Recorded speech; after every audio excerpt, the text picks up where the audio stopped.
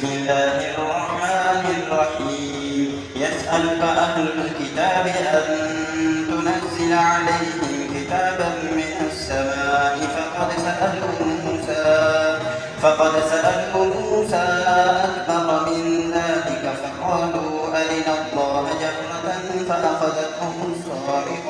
فأخذتهم الصاعقة بظلمهم ثم اتخذوا العجل من بعد ما جاءتهم البينات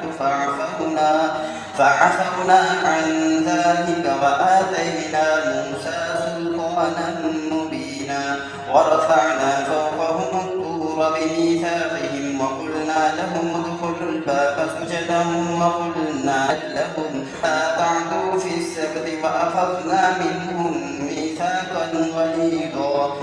فبما نقضهم ميثاقهم وكفرهم بآيات الله وقتلهم الأنبياء بغير حق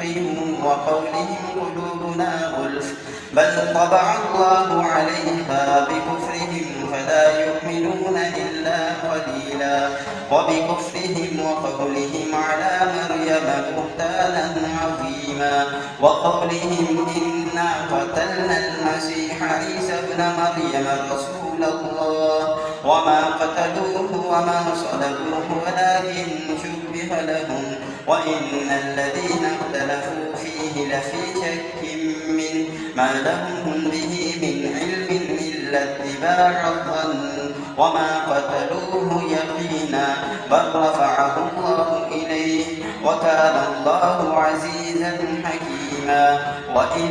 من أهل الكتاب إلا ليؤمنن به قبل موته ويوم القيامة يكون عليهم شهيدا فبظلم من الذين هادوا حرمنا عليهم طيبات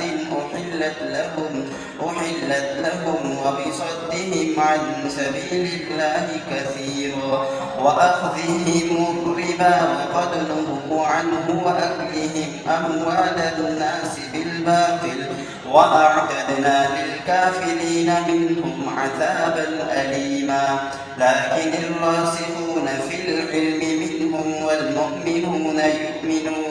والمؤمنون يؤمنون بما أنزل إليك وما أنزل من قبلك والمقيمين الصلاة والمؤتون الزكاة والمؤمنون بالله واليوم الآخر أولئك سنؤتيهم أجرا عظيما. Suratul Nisa.